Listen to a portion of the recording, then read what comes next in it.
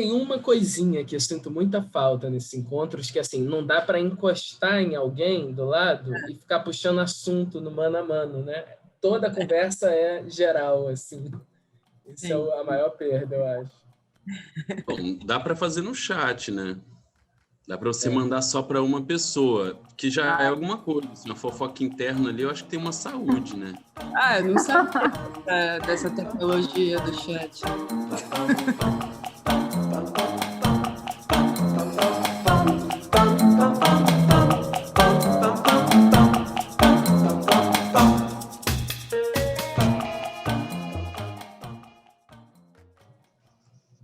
Bom, bem-vindas, Prisca e Júlia. Muito, muito obrigado por estarem aqui. É muito importante para a gente.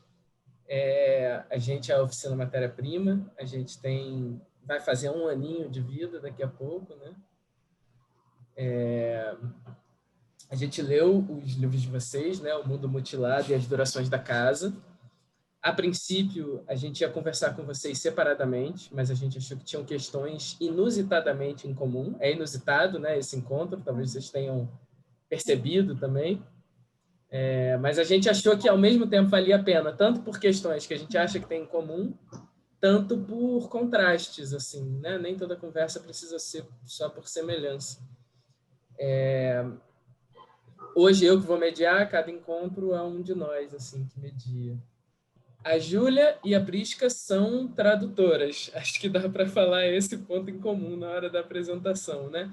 A Júlia escreveu As Durações da Casa. Ela nasceu em São Paulo, em 1986. Eu estou pegando o texto da orelha. E ela é mestre em literatura pela USP. E aí eu fui lá ver, né, o que era. E era uma dissertação sobre a Hilda Ilst, né? E lá eu vi que você fala muito de fronteira, dessa fronteira com a animalidade, que por acaso é um papo que voltou também quando a gente leu a última parte do seu livro. E eu só fui ver depois também, lá na Soleira, né? E, além disso, publicou também Covil e Gigante Vermelha. E ano passado, e com esse livro tava lá nas finais do Oceanos, né? Sim. E é tradutora também. A Prisca é professora na Federal de Juiz de Fora, né? É de literatura italiana, né, Prisca? Exato. E é tradutora também. Eu não sei como você declara a sua nacionalidade, Prisca. Eu sou suíça, oficialmente. Mas também é brasileira, né? Eu imagino. Sim. Os dois. Então, é suíça e brasileira. É poeta, tradutora também. E publicou recentemente também A Casa dos Ossos, além do Mundo Mutilado, né? Publicou A Casa dos Ossos, ali pela Macondo. E saiu agora uma coletânea na Itália, não foi? O Lora Zero, eu não sei como se fala. Foi. Assim. Sim, Lora Zero, foi. E também fui ver lá a tese de doutorado da Prisca, que tem a ver com literaturas diaspóricas, né? Desse movimento diaspórico, assim, analisando poetas brasileiros, moçambicanos e angolanos, né? Exato, sim. Africanos de língua portuguesa e alguns afro-brasileiros. Exato. E é isso. Acho que as apresentações mais curtas são melhores. A gente vai conhecendo vocês durante as conversas. E eu queria começar lendo um poema de cada livro.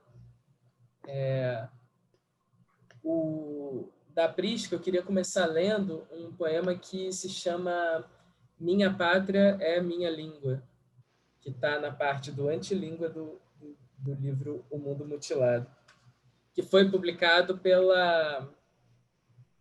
Qual é o nome da editora mesmo, Prisca? Quelônio. Pela Quelônio, que faz essas capas super bonitas em baixo relevo, né? Eu acho lindo. Trabalha muito bem.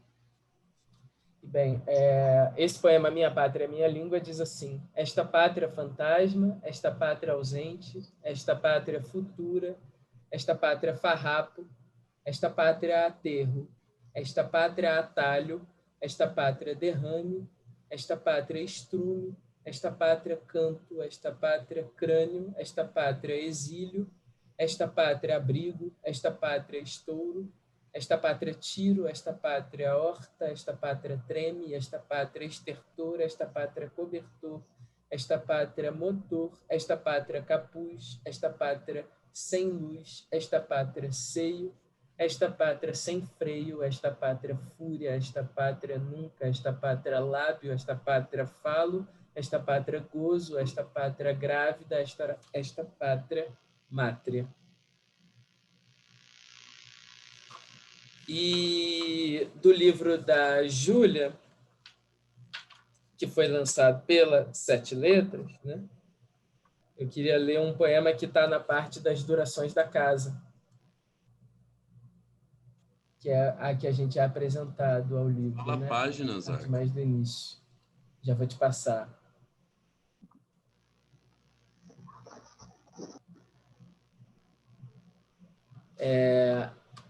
Página 23, esse o Ike sabe de cor. Né, Ike? Que é o poema Consolo. Você não vê que cresce na noite, que a noite é o que há de mais baixo, que no espelho sua carne aumenta? A casa não é mais sua. Não basta fechar os olhos, aprofundar o escuro e imaginar seu nome entre os muitos sinônimos da casa. A casa não é mais sua. Mas talvez a descrição seja um consolo, uma forma triste de domínio.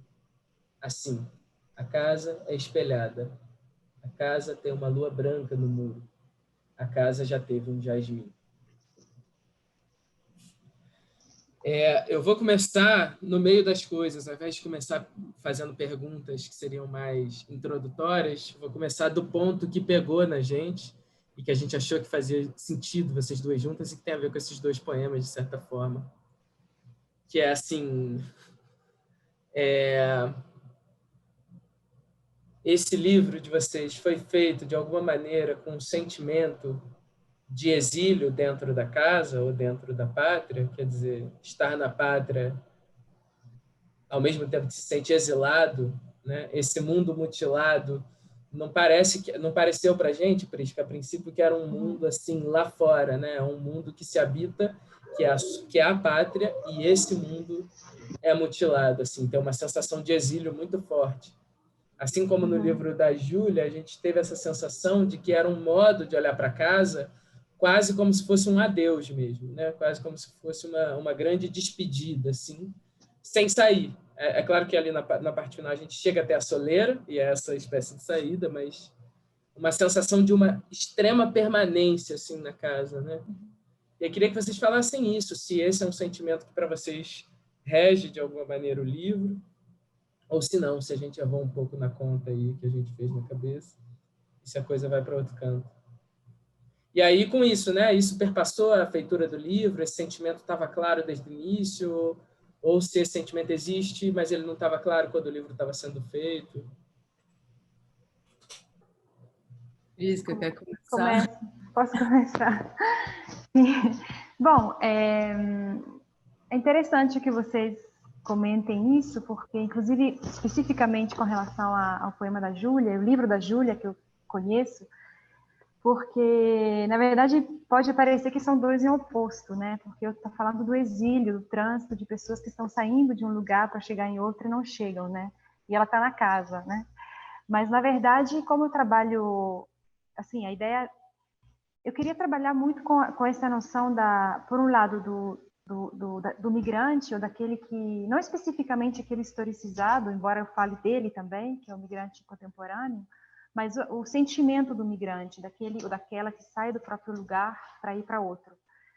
E essa era a ideia inicial, na verdade. Ela começou a nascer, essa ideia, um pouco a partir da crônica, né, do cotidiano, de notícias.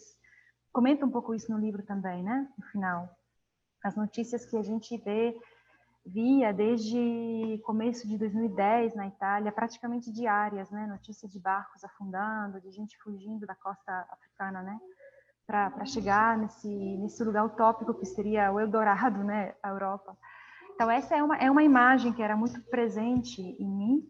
Na verdade, a gente está cheio de imagens, né? Eram muitas fotos de barcos, né? Muitas. E, ao mesmo tempo, eu queria trabalhar numa esfera mais íntima, que é aquela da linguagem, ou da língua, melhor dizendo, né? Que é um pouco aquela que me toca de perto. O que é esse constante transmutar de cultura e de língua?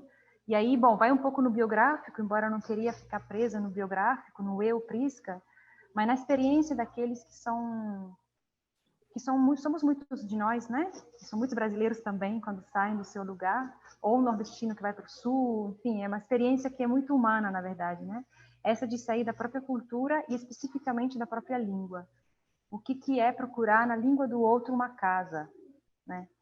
Então, são um pouco essas duas ideias que nortearam o trabalho, que no início era um pouco... não sabia muito como juntar esses dois polos, né? Por um lado, a questão da história presente, muito urgente, e que eu não vivi, né? Assim, esse tipo de fuga ou de urgência, mas, por outro lado, toda uma vivência que é muito antiga, que não tem a ver só com minha vinda ao Brasil, mas já saí da minha região de interior, de fala italiana, morei 10 anos numa cidade de língua francesa, para estudar espanhol, assim, e de lá eu vim para o Brasil por uma outra deriva. Então, assim, é algo que não é meu, é muito contemporâneo, de muitas pessoas, né? Então, eu queria refletir um pouco, só que a palavra é meu instrumento de trabalho, talvez não, mas de expressão. Então, como é que isso está ancorado em alguém que faz da palavra um pouco seu braço, né? Então, era um pouco como juntar esses dois elementos, os migrantes e esse tema, e ao mesmo tempo uma experiência muito íntima, né? E fica meio babélico mesmo, né? É uma coisa meio... Essa questão do exílio vira uma questão babélica, né? Meio de várias línguas, Sim. assim. Assim, não foi pensado, mas eu fui escrevendo e percebendo que talvez a forma mais coerente para juntar esses dois elementos, que seriam a vivência, eu queria falar daquilo também, mas reportando ele a uma experiência humana minha, seria através da língua, que é essa ideia da Babel, né? Porque a gente somos, assim, a língua é um pouco o ponto de ancoragem de muitos, né? Assim, esse ter que recomeçar e principalmente ter que escrever ou querer escrever na outra língua, que ainda é outro aspecto, né? Então, assim, acho que por enquanto tá bom. Você, Júlia? Sim, eu acho que tem muito a ver, enfim, a observação que você fez na relação entre os dois livros. Eu acho que essa coincidência das nossas escritas tem a ver com uma espécie de ponto de vista fronteiriço, assim, ou ambivalente, né? Então, é curioso porque o primeiro poema do livro que eu escrevi, que foi em 2014, esse primeiro poema, né? Então foi um longo período assim de elaboração desse conjunto e tal. Ele Mas do foi Happy End, que você diz. Foi o não, ele é primeiro? o primeiro, não o primeiro do livro, mas o Ah, primeiro tá. que eu escrevi é o poema Para Esgotar a Casa.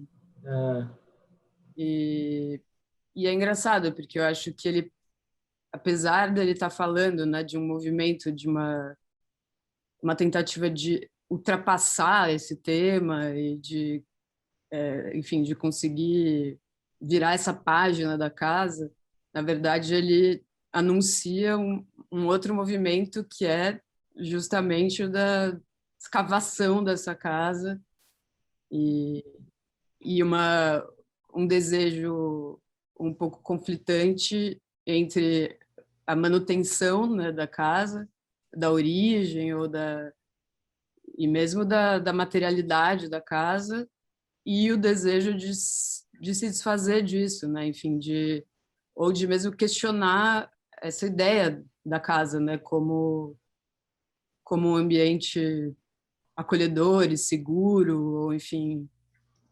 alheio ao mundo, enfim. Então, acho que a ideia do livro surgiu, enfim, de um processo meu de percepção dessa fragilidade e, ao mesmo tempo, dessa riqueza enfim, de linguagem, né, que uma casa pode comportar e, enfim, partiu mesmo dessa casa onde eu estou agora, enfim, que é uma casa muito antiga, que tem muita história e tal. Então foi como se eu quisesse, até um trabalho um pouco detetivesco, assim, né? De descobrir cantos escondidos e mistérios dentro dessa casa, ou coisas que me perturbavam sem que eu me desse conta disso. E um exercício de linguagem, enfim, de trabalhar esse estranhamento e a familiaridade ao mesmo tempo, né, com relação a esse objeto, caso, enfim. Assim. E eu acho que a Prisca está falando de pátria, né? Esse poema que você leu, acho que foi o preferido entre o poema da Prisca que você leu, eu acho fantástico. E, eu acho que ela, pela repetição, pela insistência da ideia da pátria, ou, enfim, do lar, né? E da origem, ela constrói enfim, esse mosaico na verdade, muito quebradiço, né? Uma ideia. De perdas, né? De perdas, né? De perdas, mas também de um certo desejo enfim, tem uma insistência, né? Até o movimento do poema ele é insistente. Mas acho que você vai para um campo, né, territorial mais amplo e tal, quando você fala de fronteiras e pátria e tal, e eu estou um pouco mais restrita a esse ambiente mais reduzido, mas também trabalho com essa ideia de um pé para dentro e o outro para fora, né? Achei legal esse diálogo. Eu queria propor para a gente abrir, então, para a galera virar a conversa mesmo, já passar a palavra daqui a pouco para o Caio. Se vocês não queriam ler um poema, cada uma, do livro de vocês, aí a gente abria. E a sugestão é que vocês lessem talvez até o primeiro, se a Prisca lembrar também qual é o primeiro. Primeiro que eu escrevi? Para o livro, E aí, sim. Se não lembrar, pode ser um dos primeiros. Lembro. Só achar aqui. Sim.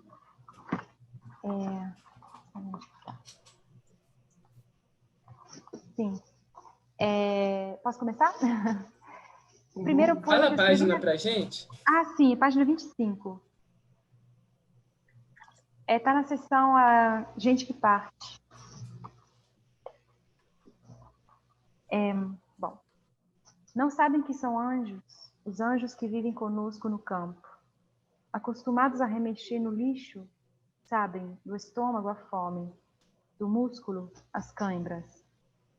Reviram as línguas como frutos caídos, cariados no chão, na torre dessa Babel horizontal.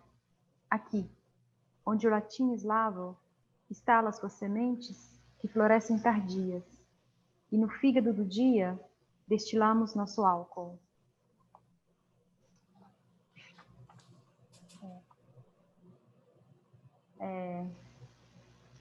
Lindo. Eu vou ler, então, esse que eu contei, que foi o primeiro, enfim, poema escrito. Esse que está na 17, né? 17. Poema para esgotar a casa. Impossível fossilizar a casa, manter os dentes sadios, contá-los um a um em sua boca. Impossível conter o sorriso, mesmo sabendo que a casa é uma outra. Vontade que a casa anule o mundo, que a casa seja o próprio mundo, que a casa seja um aquário, seja um museu.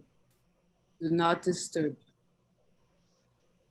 Não quero querer, mas quero de volta a impossível casa autêntica. Se conseguir atinar a vastidão de seu presente, serei um recém-chegado crônico. Já é impossível pensar o mundo sem a mediação da casa. Teria sido preciso esgotar o tema da casa. É preciso interditar a casa, deixar que o mato a engula, cresça sem rodeios dentro dos carros, corre à mesa de jantar, esconda a insistência triste dos remendos.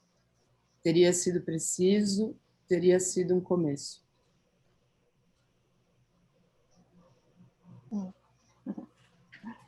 Vou passar a palavra, então, para o Caio. E, assim, considerem-se também participantes para fazerem perguntas uma para outra, se quiserem no meio e tal.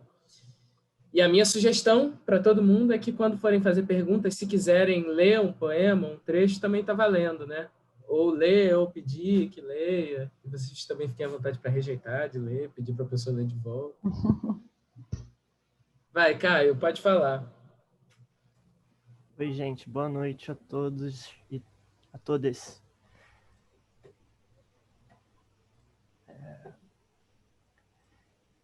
Bom, tem um poema na página 65 do livro da Júlia, que por algum motivo parece muito o livro da Prisca. Eu queria ler ele rapidinho. Só um segundo. Tá. Temporada ou história da cabeça. O começo da viagem, o começo do perigo, é um veraneio oblíquo, é uma cabeça bóia, é a vela aberta de um barco sem forma. O sol voltou, e com ele um pressentimento na ponta dos dedos que escapam dos trilhos. O começo do perigo é o canto da cigarra, é a constante marítima me chegando, me varrendo. Bom, eu topei, né? Eu falei, tá acontecendo alguma coisa aqui.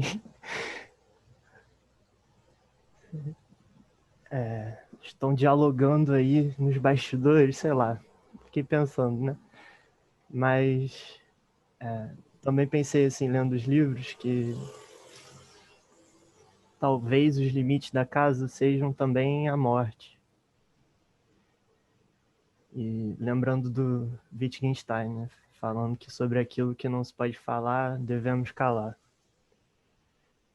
E no livro da Júlia e da Prisca tem navios, só que os navios aparecem de formas diferentes. Às vezes para trazer quem emigra, para habitar, para morar, e também para levar e naufragar e não chegar a lugar nenhum. E a Júlia, falando de um lugar da casa concreta, eu acho que evita até certo ponto falar, evita o lugar de fala de quem habita a língua. Evita de uma forma que não é total, né? Porque é meio que impossível. Mas assim, a Prisca, na página 25, você menciona um álcool destilado no fígado do dia. Que por acaso é o poema que você acabou de ler. Que foi o poema que você escolheu, né? No fígado do dia, destilamos nosso álcool. E aí a minha pergunta é se esse álcool é mais um álcool da embriaguez ou um álcool mais incendiário. Ou os dois.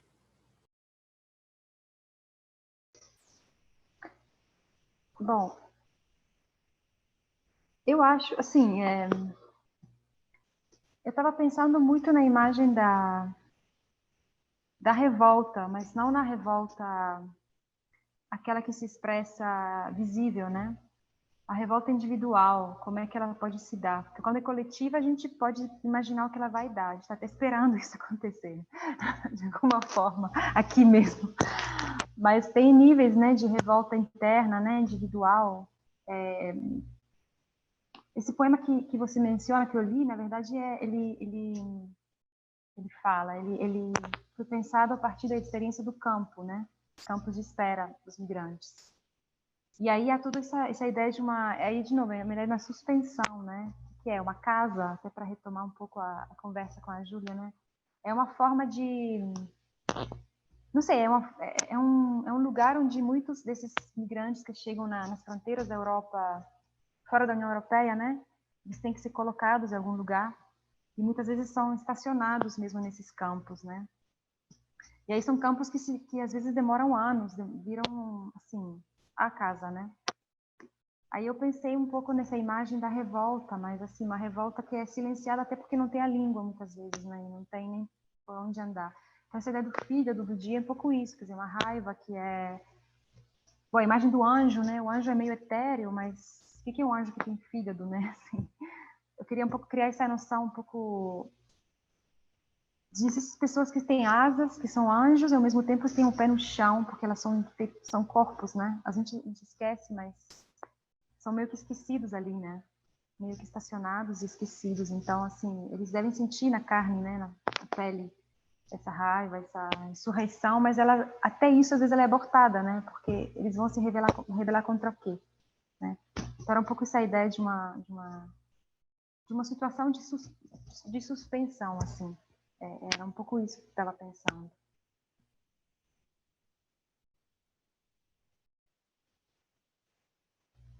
Agora, no caso da Júlia, não sei se também ela tem como retomar esse, né? Se ela tem uma...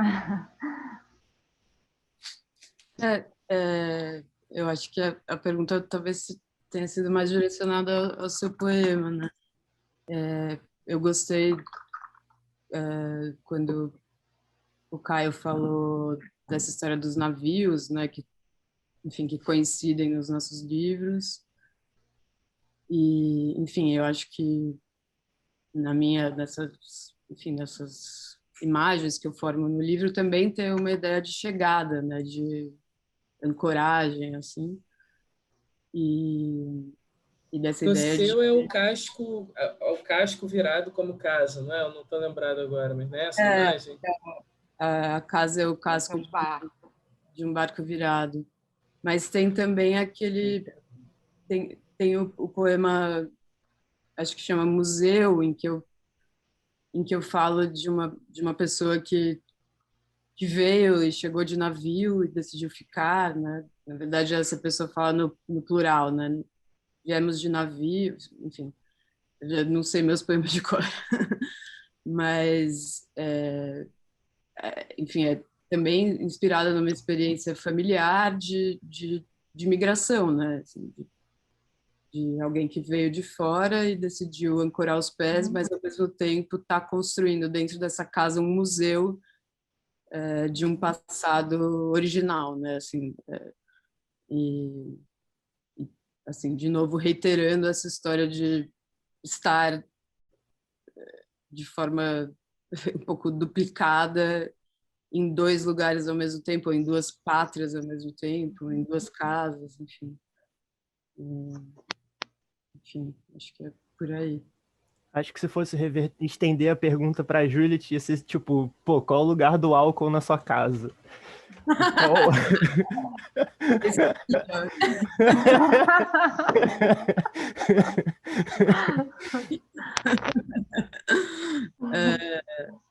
Olha, tem lugar. Acho que eu não falo muito disso nos poemas, talvez, né?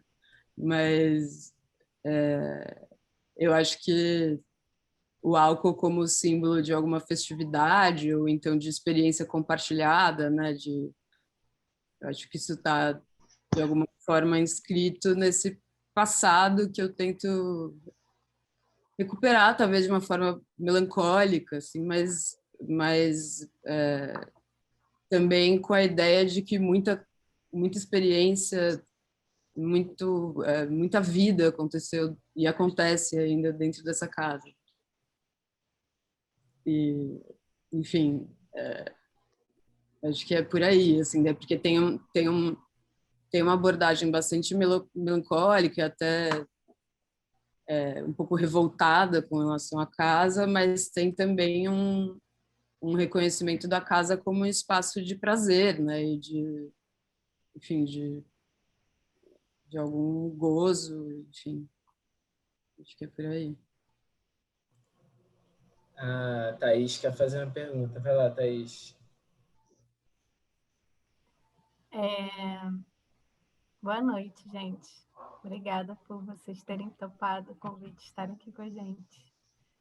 A minha pergunta é mais sobre o processo de escrita de vocês.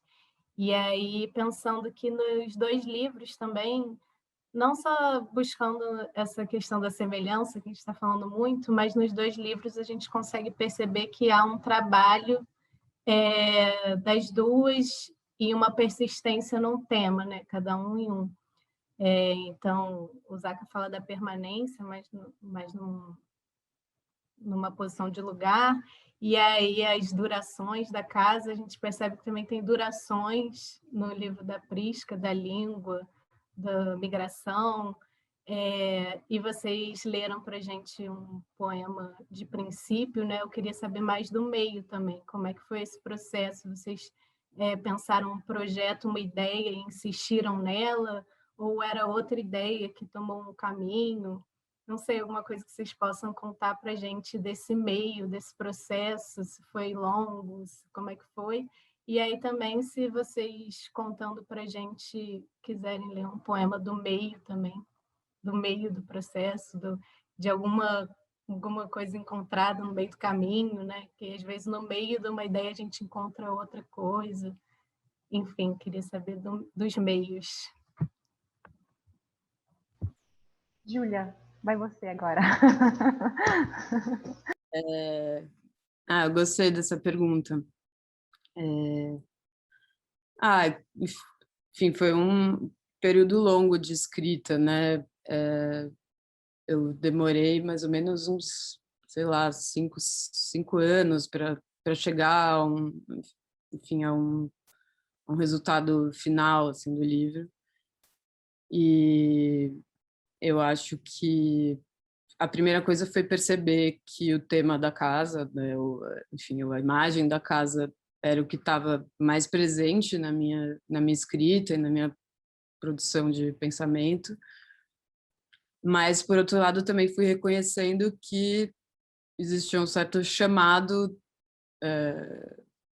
pelo que, enfim, um desejo de interesse pelo que está para além dos limites da casa ou para as coisas que dialogam com esses limites, né? Enfim, com o dentro e o fora, ou com interioridade exterior, enfim, ou como situações limite e tal.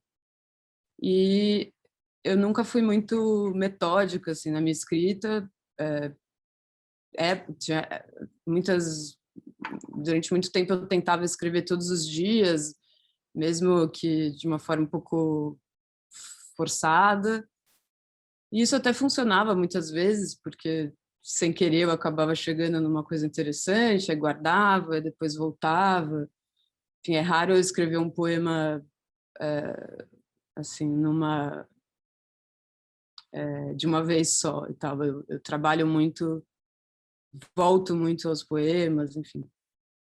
Mas eu acho que o trabalho do meio foi tentar entender o que podia conversar com esse tema da casa sem que isso significasse um movimento brusco de evasão, né? Assim, porque até uma coisa que aconteceu foi que eu tinha uma outra parte de uma seção do livro que foi toda eliminada por conselho de amigos e tal. Eu resolvi eliminar essa parte porque eu acho que ela fundava assim no livro um espaço muito uma página virada muito rápido, assim, vamos dizer, e fala justamente da circulação no mundo, né, do contato com outros lugares, com outras paisagens e tudo mais, mas eu senti que aquilo estava como que fazendo um contraponto um pouco apressado. Assim. Só uma dúvida sobre isso. Isso era em que parte do livro? E você pode dizer o nome, ou você não lembra, ou não quer, sei lá? O nome era Atlas, e eu estava em dúvida ainda, assim, onde que ele iria entrar e tal, mas porque na verdade ficaria um pouco estranho, né? O Atlas depois vira Soleira, enfim, Então eu fiquei com aquilo e uma hora eu percebi que ele estava sobrando e que talvez ele sirva para um outro projeto. Enfim, eles estão ali guardados à espera de alguma empreitada. Mas então acho que esse meio foi tentar reconhecer o que nessa escrita espalhada que acontecia, o que poderia formar uma espécie de ecologia assim em torno dessa história da casa, sabe? Mas que não era imediatamente referente a ela, enfim. Então, acho que foi isso, foi um pouco, tem uma coisa meio de quebra-cabeça e também uma parte intuitiva, assim, né, de conhecer algumas linhas d'água, assim, que atravessam o livro e tentar compor, enfim, uma ordem, um encaixe ali para aquilo. Mas eu gostei que o poema que o Caio leu foi um desses poemas importantes de meio, assim, né, de processo. E que foi um poema que um amigo meu, poeta, não citarei nomes, me sugeriu que eu tirasse esse poema do livro, porque ele achou que, enfim, que a dicção, não, enfim, eu não sei, ele achou que ele estava desencaixado ali. E eu bati o pé e falei, não, eu quero manter esse poema, acho que justamente porque ele convoca esse movimento um pouco estranho, assim, né, entre um espaço delimitado e outro que é um pouco mais turvo, assim. Mas não eu não sabia exatamente o que seria o livro quando eu comecei a escrever, nem sabia que seria um livro. Foi lento, né, esse processo de...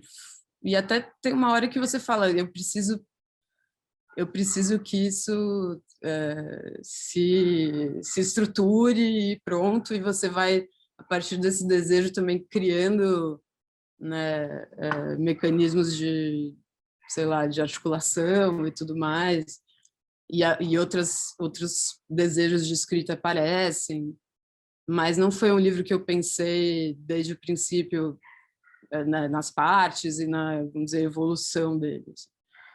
Foi um pouco bagunçado, mas com reflexão e jogo no meio, assim. Acho que foi isso. E aí vou tentar achar algum poema do meio aqui que possa... Quando você falou assim, alguma hora eu pensei, eu preciso que isso... Eu só pensei assim, pare, né? Tem que parar essa pulsão alguma hora, pô. Exatamente. Esgotar alguma coisa, né, finalmente. Você quer passar para a Prisca enquanto você pensa, ou você que sabe? Acho bom. Aí eu vou pensando aqui em algum, e se for o caso eu leio depois. Tá ótimo. Eu queria comentar uma coisa muito engraçada que a Júlia disse e que aconteceu comigo também. O poema que você leu, Rafa, começou, né? O meu primeiro poema aqui de Minha Pátria. Eu também tive um conselho de um poeta muito próximo, mas não direi nome, sugeriu tirar justamente esse poema. Eu também... Aí eu falei, não, bati pé, falei, não, vou deixar. É muito engraçado que você comentando isso, Júlia, porque até comentei... Vai ver, foi o mesmo, hein? Não é? É muito divertido. Porque, na verdade, assim, enfim, em geral, tem poucas pessoas que eu mando os textos para ler, mais por uma organização caótica minha, né? Tenho um pouco de dificuldade em me organizar, e aí até falo disso porque, para comentar da gênese do livro, tem a ver com isso. Como eu trabalho com outra língua também, que é o italiano, principalmente, italiano, francês, mas italiano é principalmente a outra língua que eu escrevo, isso às vezes gera uma certa confusão de gestão aqui do tempo, assim. Às vezes eu tenho dificuldade é muito cruzado o processo. Então, por exemplo, nesse caso do Mundo Mutilado, os primeiros poemas, acho que eu tinha 7 poemas, os 6 iniciais, que eu escrevi em italiano, esse que eu li, por exemplo, que saíram na Itália em 2013, num livro, como inéditos. Então, assim, só que não tinha nada a ver com o projeto desse livro, assim, na verdade, tinha a ver com a ideia já de o tema, né, esse tema dos migrantes, já era algo que me atravessava, mas era muito mais solto. E aí, quando eu comecei a trabalhar São mais... aqueles 25 que você comenta lá no final do Exato. livro, né? Tinha um Aquele bloco de grupo que você depois traduziu. Exatamente. Eu fui escrevendo mais solto, mas é coisa de 2013, 2012, 2011, assim, uns 10 anos até, mais soltos, assim. E aí, quando eu comecei a sentir que que tinha vontade de trabalhar com esse tema, mas desde uma perspectiva menos enraizada na Itália, ou na questão só italiana ou europeia, mas a partir da língua e da minha própria experiência, aí eu relembrei desses poemas e eu traduzi, né, fiz esse processo de autotradução, que é muito comum no meu trabalho, e aí onde às vezes eu peço para um poeta amigo próximo ler, até para ver, né, como soa, assim, mas nem sempre isso acontece, porque o que acontece?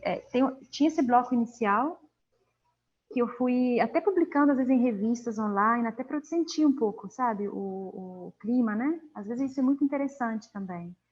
Mas quando eu comecei a escrever paralelamente, eu senti que o livro não era... que havia ali um núcleo, mas que só... né, eu fui ampliando, aí escrevendo diretamente em português.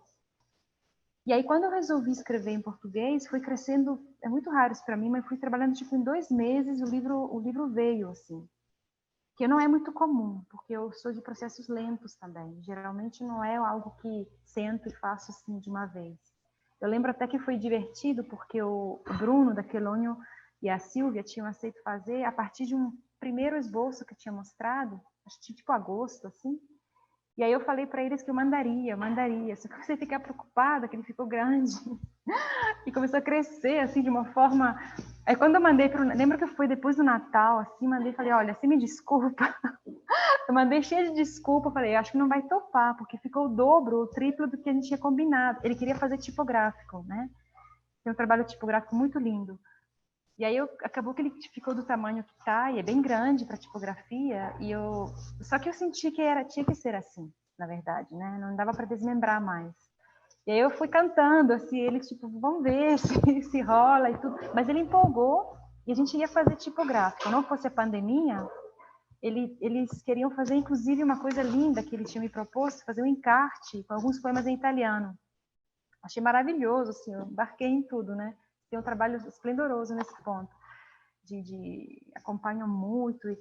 E aí, então, assim, foi um processo que veio... Havia um primeiro núcleo inicial, que na verdade nasceu em italiano, que eu fui traduzindo, mas cada vez que eu traduzo, mexo, e isso puxa, né? E aí parece que, em termos até de vocabulário, quando eu começo com a tradução, a autotradução, ele vai puxando uma série de questões e parece que engata, né, para a escrita. E foi um pouco assim como se deu, na verdade. Então, não tem um meio. Eu acho que ele é meio cortado. Tem um começo meio afastado e depois tem um processo, assim, veio muito junto, eu diria, assim. Veio muito junto. Havia algum outro poema esparso que eu já tinha. Tem um, por exemplo, que eu já publiquei em 2010, em francês, que eu senti E pensando que que eles foram migrando de língua e você foi migrando junto, né? E o trabalho aconteceu na migração, né? Tem alguns que já existiam até em francês, que eu puxei e falei, acho que desse livro dá para puxar esse poema, tem tudo a ver. Eu faço uma experiência, eu vejo como é que vai em português, que eu acho que até um que vou ler, que acho que eu gostei até mais de como ele ficou agora. Assim, não sei, me soa mais, só que eu tenho que achá-lo.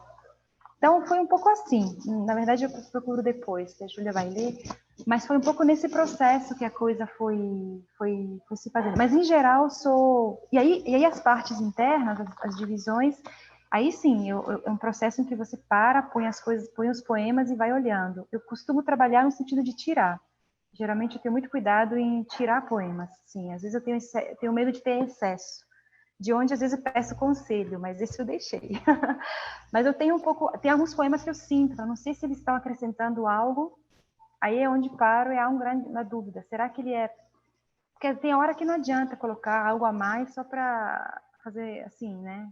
Clarear o café, tipo, né? Minha imagem é um pouco essa. Tem hora que tem que tirar um café mais forte, mas você não sabe, você perde um pouco esse... Às vezes eu perco mesmo essa consciência, né? Você está muito dentro. E aí é interessante quando você tem alguém que você possa dialogar, né? Aí, meu trabalho posterior é esse. Aí organizar as partes e ver se elas são autônomas entre si. Eu fiz um pouco esse trabalho. E se não tem nada que sobra. Eu tive dúvidas sobre vários. Falei, vou deixar, vou tirar. Eu tirei vários também. Porque eu achei que fosse melhor pecar por tirar do que pecar por deixar. Assim. Foi um pouco essa sensação que eu senti. Mas eu vou procurar o poema enquanto a Júlia se achou dela. Não, eu queria também comentar que nesse processo todo, né, de cortes e edições, algumas leituras de amigos, ou, enfim, amigos poetas, não poetas e tal, eu acabei resolvendo não compartilhar o material com muita gente, porque eu achei que aquilo poderia também me atravessar de um jeito um pouco polifônico demais, assim. Mas algumas dessas leituras foram importantíssimas nesse processo de corte, de organização e tal. E claro que tem uma postura que eu fui aprendendo a assumir, que é de, às vezes, também falar, não, esse daqui eu vou ter e tal, enfim. Mas eu vou ler um aqui que está na parte da soleira, que é página 66. Totem. O animal falha em apagar seus rastros. Os homens deitam palavras sobre o animal para, quem sabe, amansar o seu segredo afável. O seu segredo. Afável, rapina, gorjeio. Os homens muitos, os animais um só. Os homens despelados e seus anseios de 1000 nomes. O animal suportando poemas, afetos.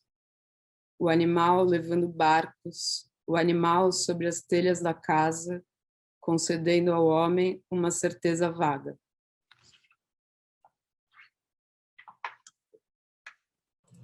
Rejeitou em Jambemã. Não, eu já esqueci dos meus próprios poemas aqui.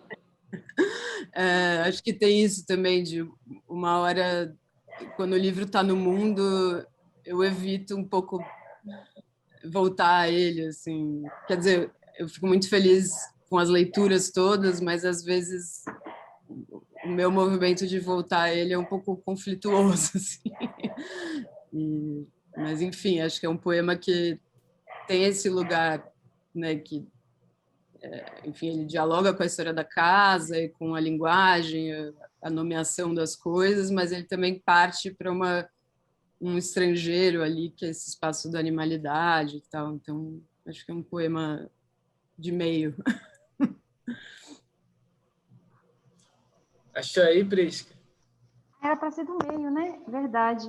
Não, eu vou colocar um que, na verdade, é um filtrado, porque ele veio é um poema que eu resgatei de um livro em francês que eu escrevi. Acho que é o único que veio dessa forma. Então, é um infiltrado, não tem data, eu não me lembro quando. Talvez 2015, mas não tem nada a ver com aqueles que eu citei antes. Mas ficou bem, eu acho que ficou. Tá em qual página? Página 32. Para essa terra de abandono, migramos, carregando o que sobra do despojo. Nosso rosto virado, rumo ao sol, rebojo de poeira e vento na seca. E uma flor, pelo menos uma flor, aberta, apesar da fome. Aquela que nos sobrevive e demora. Acho que coube bem melhor aqui do que onde estava. Achou a casa. É bizarro. Acho que a Anitta queria perguntar. Sim, bom, obrigada, gente, por estarem com a gente. Enfim, a gente realmente gostou muito do livro de vocês, por render muitas boas discussões. E eu tenho uma questão que acho que ainda não está muito estruturada, mas é sobre nostalgia, porque a Júlia fala na página 31, coloca, não estou com ele aberto aqui, mas coloca a casa como esse lugar que está fora da nostalgia, que é sem nostalgia. E, ao mesmo tempo, eu sinto que em todo livro, na verdade, tem uma nostalgia em relação a essa casa também, como uma nostalgia de poder acessar, de fato, esse espaço e sempre uma distância também. Então, essa nostalgia como impossibilidade de retorno, mas você não foi embora de fato, e também entra com a coisa do museu, né, com esses outros que, enfim, que foram embora de algum lugar. Mas na Prisca, acho que seria um movimento muito mais nostálgico diretamente, só que não aparece a palavra nostalgia, se eu não me engano. E aí eu fiquei pensando um pouco na questão da nostalgia em relação à língua, talvez, como, né, essa viagem entre as 3 línguas e como talvez tentar acessar também alguma coisa e não conseguir, assim. Então, não sei, queria que vocês falassem um pouco sobre isso.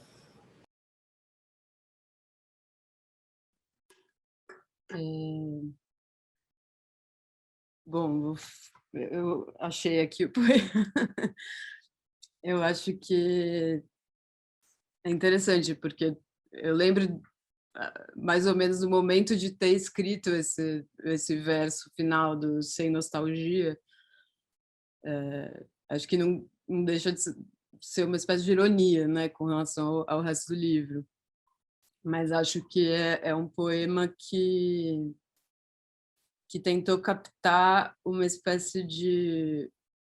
Quando eu falo do tédio, né, da casa, um tédio como um humor em que, de repente, as coisas são só o que elas são, um pouco desinvestidas né, do nosso desejo ou da nossa atenção. Então, em que, de repente, as coisas parecem um pouco mais opacas e... Opacas não, na verdade, elas parecem até mais nítidas, eu acho, pelo contrário. Existe uma certa clareza ali que pode parecer livre de sentimentalismo, né? Então, um olhar sobre as coisas que, na verdade, está vendo o que elas são de fato, ou como elas estão dispostas no mundo. E acho que é isso. Esse tema do tédio é uma coisa que me toma bastante, porque eu acho que ele pode ser esse humor ou esse estado em que, de fato, as coisas... que existe uma suspensão, né, da nossa relação com as coisas, né? Como se existisse uma falta de hierarquias assim no mundo, né? Então, de repente, nenhuma coisa é mais importante que a outra, né? Então, a janela não é mais importante do que a planta e nem isso. Então, é como se nesse momento a nostalgia não desse uma folga, assim. Mas é claro que esse verso também é uma espécie de comentário irônico com relação ao resto do livro, né? Porque tem muita nostalgia, tem, enfim, até assumida, enfim. Mas acho que é por aí. Não sei se deu para entender o que eu falei.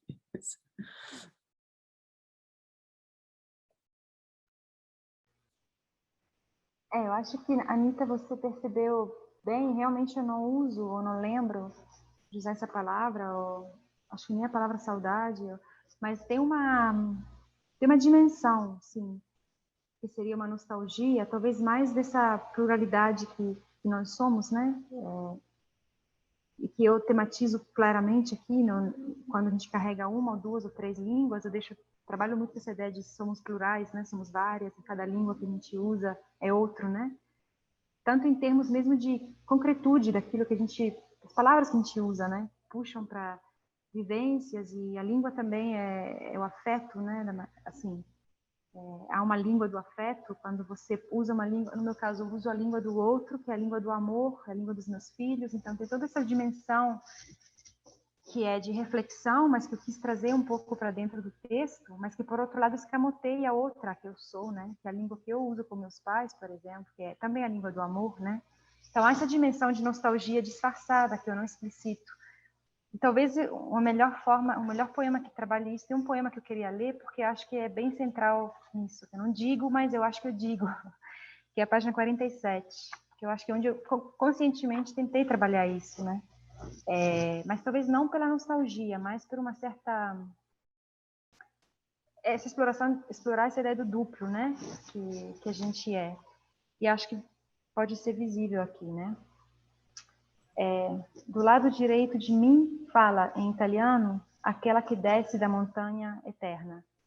A filha que fostes, imperdoável, pela neve expulsa dos olhos. Il passo del San Gottardo è il tuo oceano. Teu oceano é de neve e de rubros cardos. O meu é parcial, uma vasta extensão de restos. Do lado esquerdo de mim, explode como bomba essa manga, do tamanho do coração, ácida e doce, como a língua que masco quando visto esse duplo. Porém, me perturba, me angustia o excesso do seu gosto, que disfarça o incômodo dos fios entre os dentes. É um inteiro pomar que range em meus versos. Então tem outras eus, né? Quando eu falo em português, né? Tem outras que estão aí onde estão. Então, uma certa nostalgia, uma certa dor até, mas eu não gosto de dizer, eu prefiro deixá-la entre as linhas, né? Entre os versos. Prisca, um pouco por aí. esse trecho que você leu em italiano, o que é? Qual é a tradução? O Passo do San Gottardo é tipo a Serra de Petrópolis, é a ideia da Serra do San Gottardo, é uma serra dos Alpes, é a montanha mais importante que separa a minha região de língua italiana da Suíça alemã. E na Suíça tem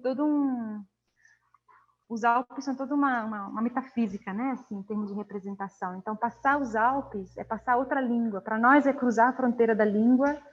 E por exemplo, para mim é uma coisa muito bizarra, mas quando eu vou para a Suíça interna, a gente chama Suíça interna, Suíça alemã, eu me sinto mais estrangeira que aqui, porque eu não entendo o suíço alemão. Então, é uma experiência de estrangeiridade tão íntima, assim, e é uma experiência absurda. Hoje é muito mais consciente. Estou no aeroporto de Zurique, eu entendo muito menos do que qualquer outro aeroporto do mundo, assim.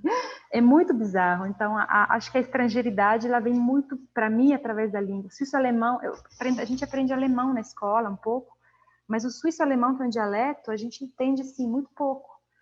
E, ao mesmo tempo, é a língua oficial dessa região. Então, há uma sensação de...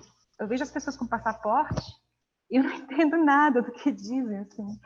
E é uma vivência que carrego, mas agora, quando eu trabalho com a língua, trabalho com esse tema, eu puxei essa experiência, né? O que é passar 2 horas, cruzar a fronteira geográfica e linguística e você se sentir estrangeira, assim, a um ponto de...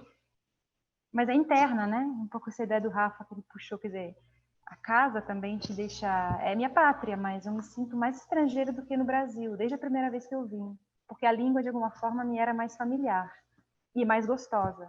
Eu acho ela mais bonita, eu gosto, me dá prazer falar português. Então tem isso também, tem o lado do prazer, né? Falar suíço-alemão não me dá prazer. E nada contra, mas tem a ver com isso, né? Por isso que eu trabalho com a ideia da manga, né? Que tem um pouco isso. Então, assim, era só para te explicar, mas é porque tem um pouco essa... O San Gottardo é como para vocês, não sei, mas é uma montanha mítica, assim, né? E para nós ela é muito importante porque divide uma região fronteiriça linguística. E aí tem muito a ver com a minha mãe esse poema, porque minha mãe é dos Alpes, é dali, ela nunca saiu, nunca veio me visitar, tem todo esse trauma, essa coisa de... Ela se sente bem, isolada no meio da neve, assim, eu sou cidadã, adoro gente, rua, então assim, todo esse universo, né, que a gente carrega dentro dos poemas, mas de forma disfarçada, né? Uhum. Prisca, é incrível você ler esse poema, porque a gente ficou muito, enfim, no nosso encontro, quando a gente leu, a gente parou muito no verso do fio entre o dente, e pensando a questão da linguagem, como é sempre um incômodo também, porque a linguagem é sempre estrangeiro, né? E aí eu lembrei agora do poema da Júlia, da página 34, que fala da voz também como esse lugar meio incômodo, Caraca, meio eu pensei alheio. exatamente nesse também, Anitta. Aí você puder ler, Júlia, pra gente, por favor. Legal isso.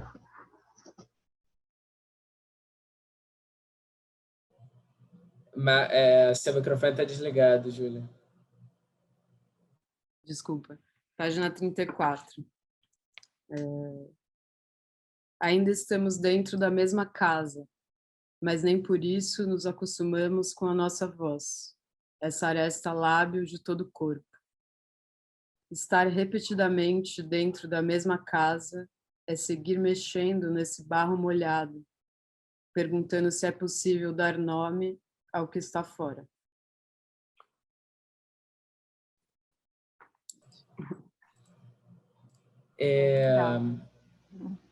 A Ana Violeta tem uma pergunta, mas eu tenho uma proposta antes, que é o seguinte: como a gente vai mais ou menos até 10, vocês precisam de 5 minutinhos para levantar a coluna, esticar, ir no banheiro, beber água? Fazer um café. Você quer 10, então, ao invés de 5? 5 dá? 5 dá? Então a gente volta 9h17 e aí passa para a pergunta da Ana Violeta. E quem mais entrar aí na fila em seguida? Pode ser? Perfeito. Então, A gente não sai não, né? Só desliga não a câmera, sai não, né? só desliga a Tá câmera ótimo. e o microfone. Tá ótimo. Desliga o microfone.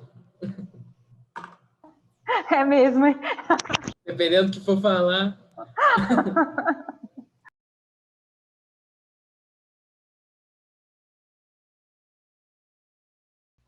Vamos lá.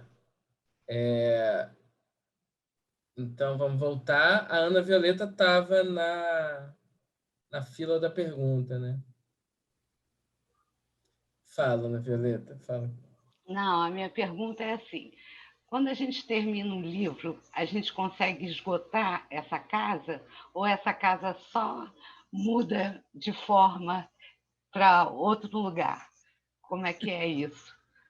Fechou o livro, conseguiu esgotar essas casas?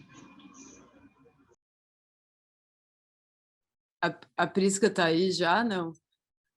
Tô sim. Quer falar? Pode ser. Ah, não sei, acho que não esgota, não. Acho que não é nem objetivo, eu acho, assim, né? Eu acho que, na verdade, Na verdade, é mais... Bom, eu vou responder como uma metáfora também, mas é mais um convite a compartilhar, assim, né? A receber outros olhares, né? Eu acho que é mais isso, assim. Eu também tenho uma tendência, como a Júlia comentou, a não voltar muito sobre o livro quando ele sai. Tem um pouco de... Não sei nem dizer se é... Não é pudor, não é medo. É uma vontade também de ir para frente, eu acho. Mais isso, assim, de me distanciar um pouco, porque a gente fica muito tempo dentro dessa casa, né? Só para retomar sua pergunta. Então, eu tenho um pouco essa vontade de me distanciar, assim. Durante a pandemia, como o livro saiu em pandemia, no meu caso especificamente, a gente até fez alguma outra leitura, mas eu não... Assim, a gente combinou até com o professor Baqueloni, eu não fazer um lançamento, assim Por isso que eu acho que o seu microfone tá... Você tá mexendo no seu microfone, tá dando um tá ruído. fazendo barulho. Obrigada, aí. Obrigada. Melhorou? E aí, Sim. eu acho que eu resolvi não fazer uma coisa muito... Não fazer um lançamento, assim, porque eu até assisti... Depois de assistir o do Zaca, eu desisti. Acho que foi o melhor lançamento que eu vi no ano passado, assim. Falei, não vai dar para fazer um assim. Não, mas eu acho que estava já no final do ano, muita gente fazendo, eu tenho... Vai um pouco junto com isso, não tem muita vontade dessa... Não gosto muito, assim. Uma vez que o livro está pronto, acho que ele pode andar e eu tenho um pouco Eu tenho mais vontade das pessoas pegarem, entrarem, mas sem assim, essa ideia de que esgotou ou... Não sei, eu fui pouco celebrativa nesse sentido, mas talvez tenha a ver com o período e talvez também tenha a ver com o livro especificamente, assim. Era mais quase um alívio, assim. É estranho, mas eu senti um pouco isso.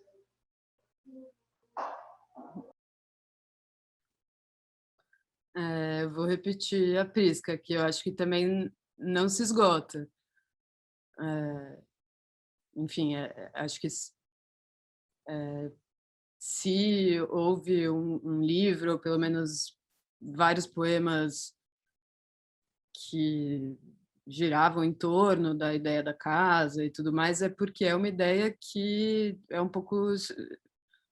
Acho que os poemas explicitam isso, é uma coisa estrutural, né, no meu jeito de estar no mundo, enfim, falo até dessa coisa da casa como mediação, mas acho que o esforço agora não é enterrar essa ligação com a casa, mas repensar ou buscar outras, vamos dizer, outras formas de trazer essa ideia para o mundo, mas talvez em outros formatos, desenvolver um pensamento em torno disso, enfim, de outra forma, e até porque a vida continua correndo, né?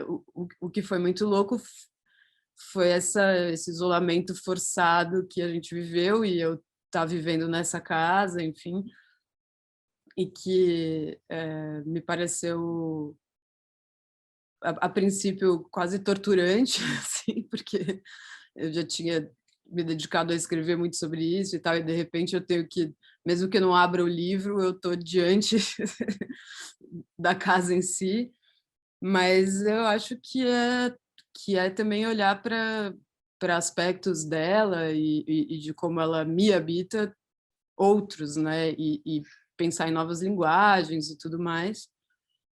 E, claro, eu acho que manter um interesse pelo mundo, ainda mais agora que a gente está tendo que aprender de novo o que é o mundo, enfim, ou inventando novas formas de experienciar o mundo, é muito importante para mim. Mas eu não acho que um livro esgota uma questão ou um incômodo, né, uma aflição e tudo mais. Eu acho que não é um encerramento, vamos dizer assim, não é uma resolução de nada, assim, nem na minha escrita, nem na minha experiência pessoal e tal. Claro que tem uma coisa muito importante de botar o livro no mundo e de ver como ele está sendo recebido, enfim, lido e tudo mais. E isso é importantíssimo, assim, porque eu acho que devolve para a gente alguma coisa, enfim, uma espécie de reconhecimento daquele nosso discurso, daquelas imagens que a gente construiu. Poxa, então isso, de repente, está sendo lido dessa forma, está ecoando por aí e tal. Mas isso, na verdade, também pode suscitar novas questões, né? Assim, em torno dessas ideias e tal. Acho que não é um esgotamento, mas publicar e fazer o lançamento. O meu, eu tive a sorte de conseguir lançar antes da pandemia, mas fazer o lançamento e enfim, e ter os amigos e pessoas lendo provocam uma certa sensação de passagem e tal, um alívio grande também, mas eu acho que os temas continuam me tomando de uma forma ou de outra. É isso. Obrigada, gente. Obrigada. Quem estava querendo... Só um comentário aqui, né, que foi feito no chat, o Caio falou que ficou com a sensação de ser um trabalho mediúnico, e a Prisca comentou em seguida algo quase profético. Mas eu queria passar a palavra, então, para a Luísa, mas antes dela falar, eu queria que todo mundo ligasse o microfone e desse feliz aniversário para ela, porque é aniversário dela, todo mundo gosta dela. Para ela ficar bem desconcertada. Aniversário, Luísa. Parabéns, Luísa! Feliz nível, Luísa! Valeu, gente. E depois isso vai ao vivo para todo o Brasil. No Jornal Nacional. Vai, Luísa, faz essa pergunta. Desculpa qualquer coisa. Valeu. Não é muito uma pergunta específica também, mas é uma reflexão assim, que eu queria propor para as duas, que eu percebi que, tipo, de jeitos diferentes, tanto a Júlia quanto a Prisca trazem figuras de animais para a poesia de vocês. A Júlia no poema Totem, né, que ela leu, e a Prisca, acho que na parte da antilíngua, né, nessa parte mais babélica, começam a aparecer uns nomes de animais, e eu fiquei um pouco curiosa de saber, assim, de vocês, qual é essa relação entre poesia e animalidade para vocês. Meio isso. E também queria pedir para a Prisca ler algum poema do Antilíngua também, mais um, assim, porque se puder ser esse ou qualquer outro, é isso. Júlia, você quer começar? Você já falou do animal antes, né? Você podia retomar? Acho que você já comentou um pouco. O Zaka comentou que na minha pesquisa do mestrado eu estudei um conto da Hilda Hilst. Enfim, depois de tentativas e erros e tudo, eu cheguei a, enfim, elegi um pouco esse tema da animalidade, das imagens de animalidade nessa narrativa e na escrita da Hilda também em geral, né, na poesia e na prosa.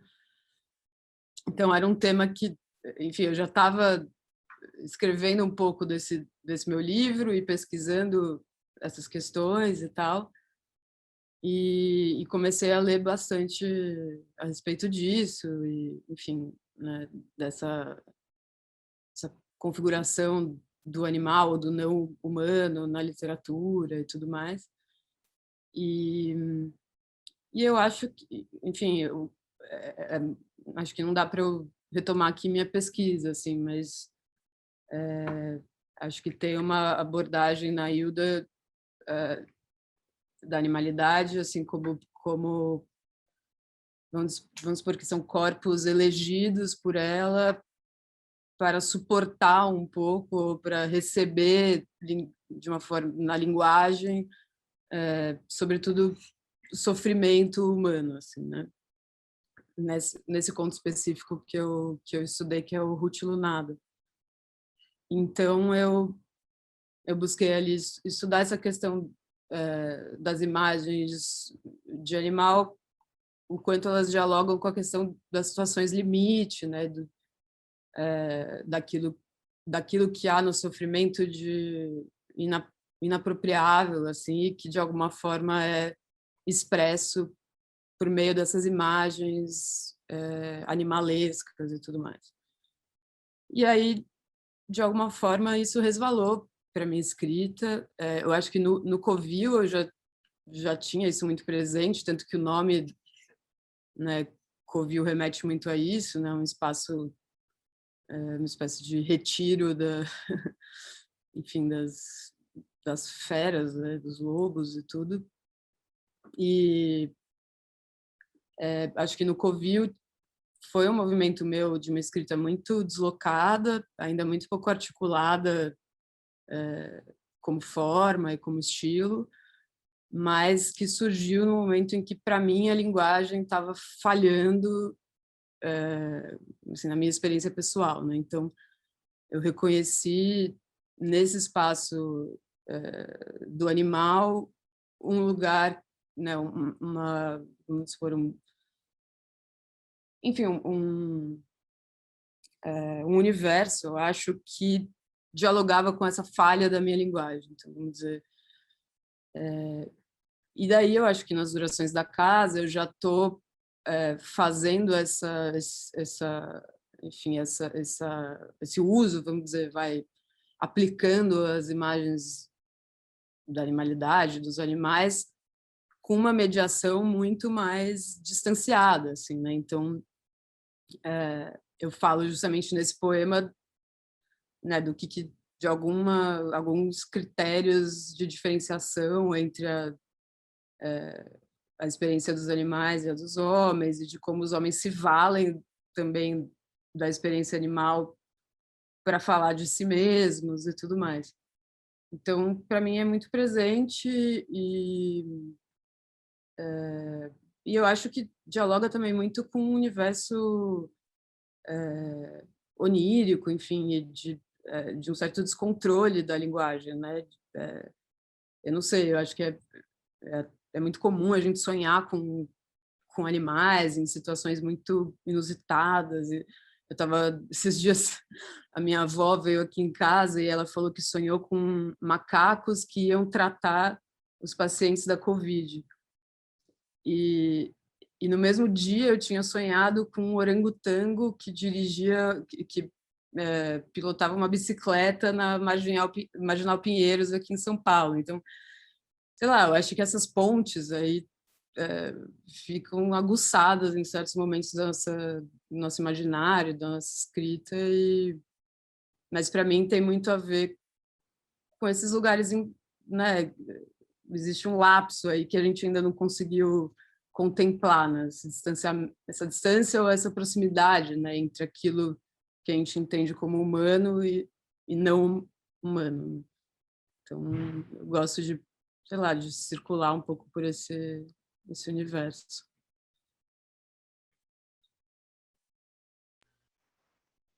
É bem legal, bem interessante o que se comenta, Júlia.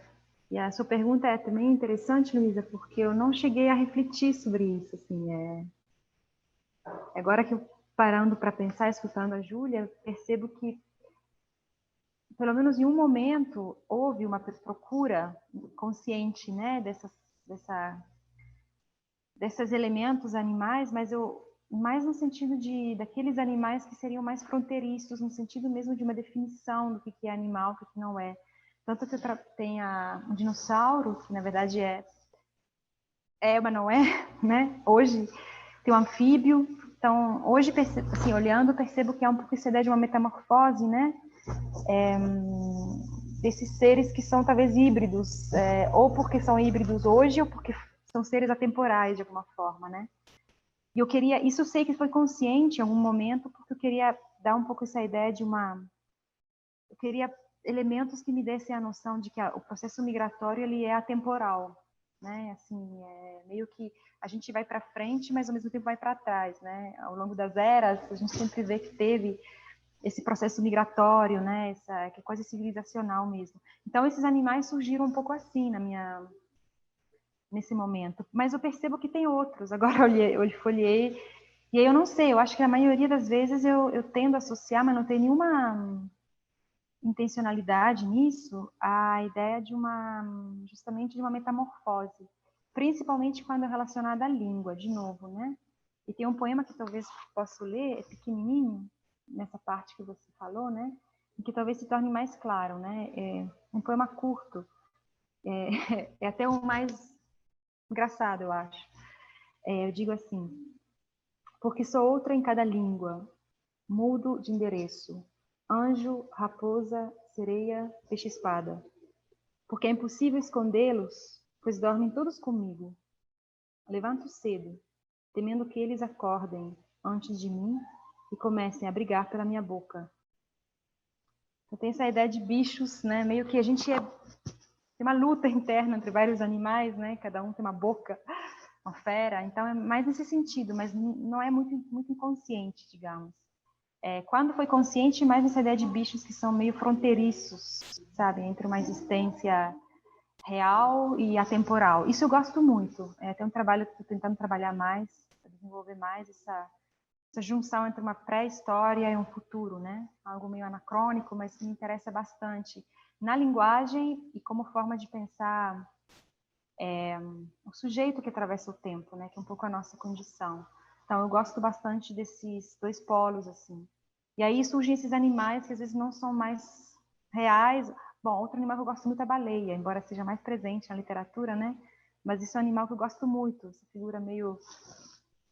Assim, é um animal que eu gosto muito. Tem uns poemas que eu escrevi, não nesse livro, mas que tem a baleia, por exemplo. Mas é uma baleia que parece que está saindo do mar, mas constantemente, não é um fato, meio que um processo geológico, assim, sabe? Então, eu gosto muito desse movimento. Mas não são animais, eu nunca me questionei muito sobre a fronteira, exatamente como disse a Júlia, né? Acho que não é ainda não tenho muito essa consciência explícita, assim, no meu trabalho. É legal pensar nisso, na verdade. Obrigada, gente. Acho que a Ana Luísa agora queria perguntar.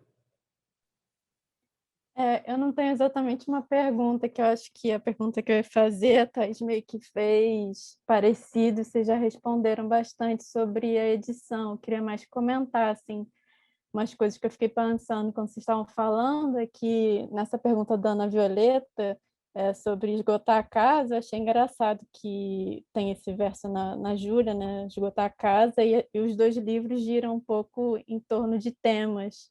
E vocês duas falaram que depois que vocês lançaram o livro, vocês deixaram um pouco de olhar para ele, assim.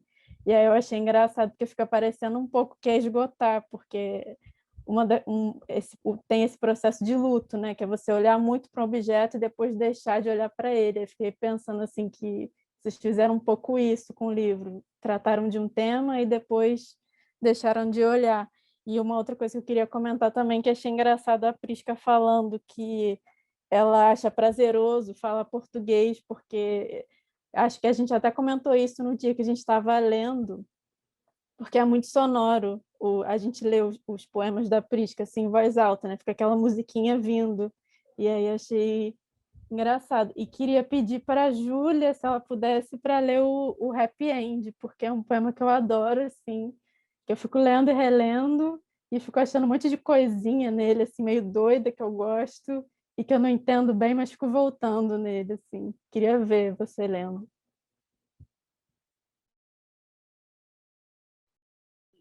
Não sei se eu leio ou se a gente...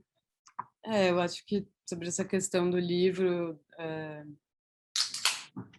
Enfim, acho que com cada... Eu tenho o Covil e tenho um livrinho Gigante Vermelha, que é o Mega Mini, e depois As Orações da Casa, e acho que existem essas oscilações entre querer voltar para um livro antigo ou não e tal, mas enfim, essa conversa que a gente está tendo já está sendo prazerosa o suficiente para, enfim, um retorno muito legal ao que eu escrevi. Mas então vou ler o Happy End. Eu não sei se talvez fique um pouco longo, mas vamos lá.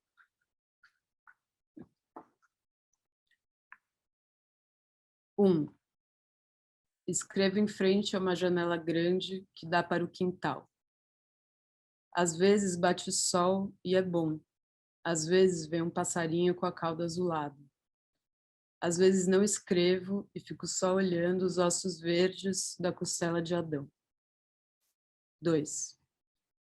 Sinto muita preguiça e muita vontade. Vou catando coisas pela casa. Juntei, por exemplo, cartelas vazias de remédio que não deixam de ser uma biografia. Reunir os fragmentos, chegar ao poema, é tarefa que adio o quanto posso. 3. As abelhas estão de volta. Temos uma premissa. Lembra, o som é uma invasão. 4. O lirismo pode sofrer atravessamentos? O lirismo é um embrulho? 5. Todo poema autobiográfico utiliza anedotas, disse Emmanuel Rocard. 6. Sonho de novo que oculto cadáveres e com tráfico de folhas de pau-brasil. Reincidir, habituar, reincidir, aprofundar, reincidir, voltar a cair. 7. Aos 16 anos, a caminho da análise, vi a mulher no ponto de ônibus com a melancia enfiada na cabeça. Literalmente, uma melancia enfiada na cabeça. E fiquei assustada e confusa e também um pouco preocupada com ela. E falei disso na análise. Depois soube que era uma performance de secundaristas e senti alívio e graça. Sair por aí, dar um passeio com a melancia enfiada na cabeça. 8. A exaustão do clichê é uma renovação ou um sufocamento? Uma performance é sempre algo literal? 9. Tudo agora é ao vivo. 10. Para os portugueses, engraçado quer dizer gracioso. graça assombrosa, graça maravilhosa, graça absurda. 11. Somos criados tristes, mas só sei escrever com alegria. 12. Por um momento esqueço todas as referências e as mãos ficam sobrandançando. Vou pensando nas partes do livro que tem muitas mãos, que já vai envelhecendo. Todo livro é um pouco póstumo. 13. Agora vejo pela janela a cachorra passeando no canteiro. Agora ela vai até o portão para ver se passa alguém. Agora ela se coça, se deita. Os cachorros sabem o que é espera? Os cachorros e as casas, os cachorros e o tédio. Os cachorros depois merecem o céu. 14. Cansei de escrever elegias, de tentar salvar as coisas do esquecimento. 15. Escrever com o coração leve e inchado, alegria, melancia. Ser lindamente literal. 16. Hoje o sol voltou, dou graças, ergo as calças. Hoje o sol voltou, olha como era bom viver uma vida lazer. Olha como era bom viver nos flancos, sem ironia. Eu vou aproveitar a coincidência, que hoje está cheio de coincidência, né? O encontro, muitas. Porque eu estava exatamente aberto em 2 poemas, um da Júlia e um da Prisca, que eram os meus 2 favoritos dos livros. E o da Júlia era esse, do Happy End, e o da Prisca era esse do No Barco, que está lá na página 77, que eu queria perguntar se você podia ler, Prisca. Já que foi pedido assim o hit da Júlia, eu vou pedir o que é o seu hit para mim. Esse ninguém me pediu para tirar, viu, Rafa? Se ninguém me pediu para tirar. Brincadeira. Eu só queria comentar uma coisa sobre a questão da sonoridade. Eu realmente gosto muito, né? Eu gosto muito da língua portuguesa, em particular brasileira, né? Falada, cantada. Eu acho que ela tem uma... Não sei, tem uma atração muito grande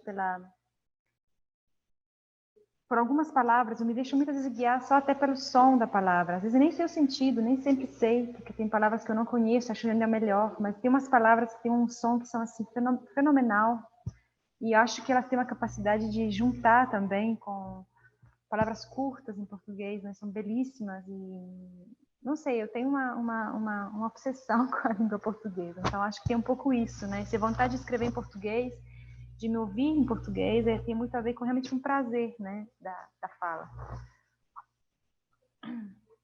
No barco.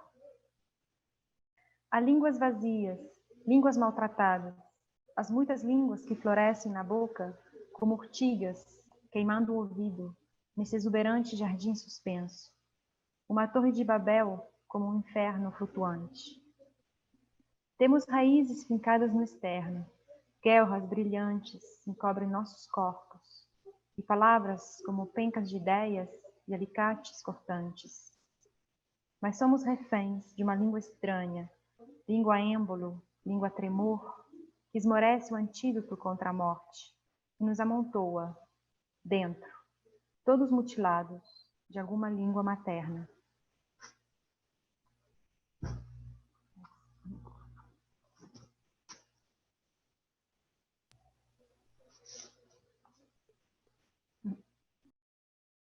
Eu ia pedir para você ler o 1, 2 e 3, Prisca. Eu também. Tava esperando, tava em silêncio porque eu tava esperando. É verdade, ele é longo. Verdade. Tem que criar o clima, né? A casca da língua está ferida. As sílabas despencam da boca como fíbulas da perna. Cravam-se na obscura pele de uma cidade futura, fantasmal. Entram nesse útero gigante, um cemitério, onde já não faz sentido chorar. 3. Habitar uma língua como se habita uma casa, um casaco velho, um porão escuro. Habitar um nome como uma relíquia, um quarto anônimo, um brinquedo quebrado. Habitar uma viagem como se habita uma cidade que cresce por dentro e escava como furão a terra. Habitar o animal que somos, que sobrevive em nós, apesar da fome, apesar da noite, à espera da mão que nos acaricie. Habitar o transitório, indefinido, o que nos move. Ser árvore, enraizar. Ser rubra-flor no meio do mar.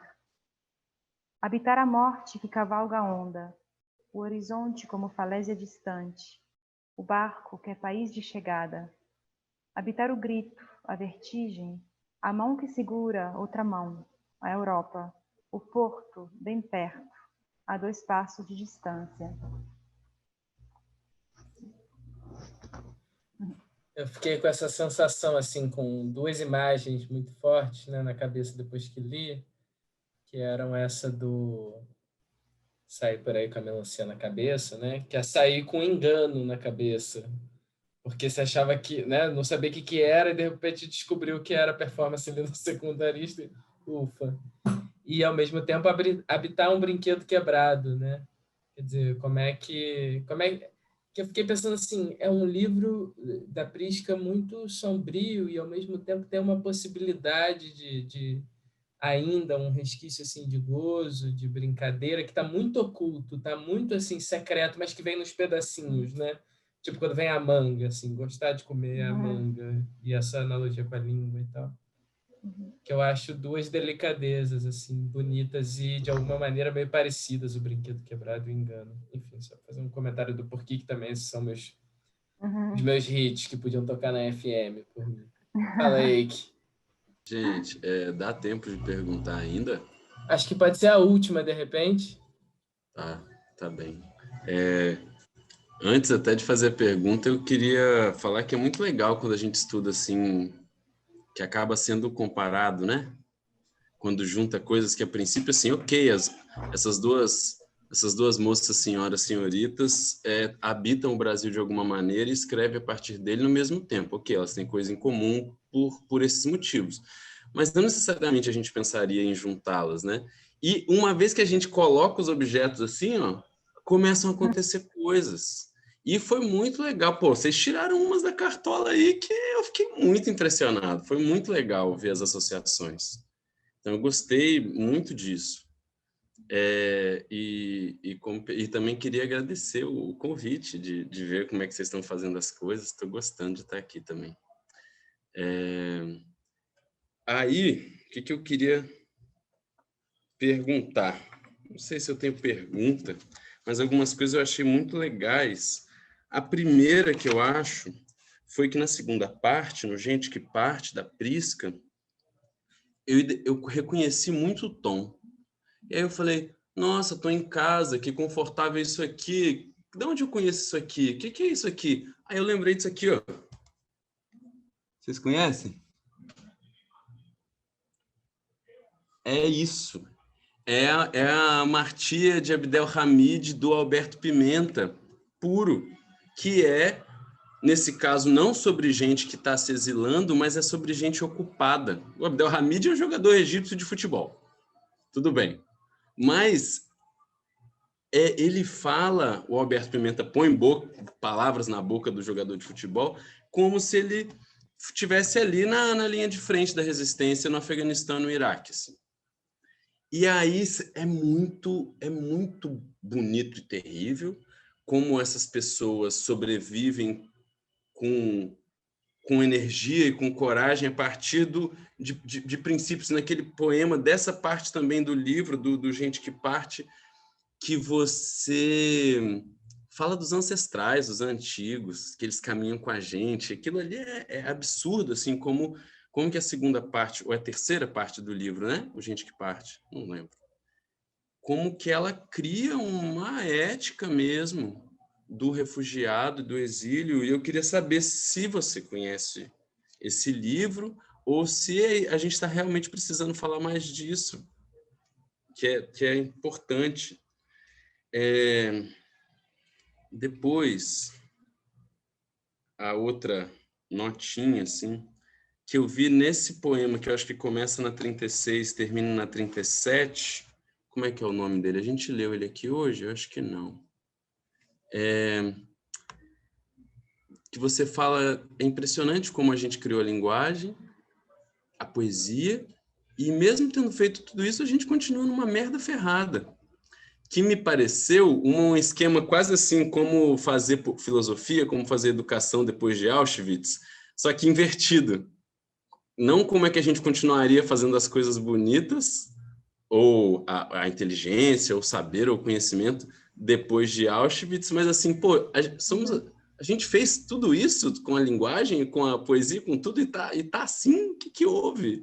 Eu isso nessa última estrofe, né, que como chegamos assim, ainda envoltos em ruínas, com armas e medos. Se aprendemos a caminhar para dentro dos poemas, eu achei isso assim, como a filosofia e a educação depois de Auschwitz invertido, assim.